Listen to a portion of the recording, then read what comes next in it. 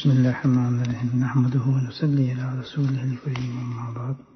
پانی پیتے وقت برتن کو دونوں ہاتھوں سے تھام لیجئے اور قبلہ رخ ہو کر پیجئے۔ بائیں ہاتھ سے تو شیطان ہی کھاتا پیتا ہے، لیکن مشروبات کا صرف دائیں ہاتھ سے پینا بھی درست نہیں۔ نبی کریم صلی اللہ علیہ وسلم نے فرمایا ایک ہاتھ سے پینے کو منع فرمایا ہے۔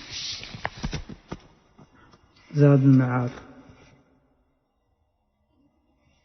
نبی کریم صلی اللہ علیہ وسلم نے ارشاد فرمایا کہ پانی کو چوس چوس کر پیو اور گھٹ گھٹ کر کے نہ پیو۔ مدارج النبوت۔ پانی اس وقت پئیں جب سچی پیاس لگی ہو، دور سے چل کر آنے سے اور مشقت کے فوراً بعد پانی نہ پیجیے۔ نبی کریم صلی اللہ علیہ وسلم ورزش کے بعد تھکان کے ہونے پر اور کھانا یا پھل کھانے پر اور جمع یا غسل کے بعد پانی پینے کو اچھا نہیں سمجھتے تھے۔ زاد المعاد۔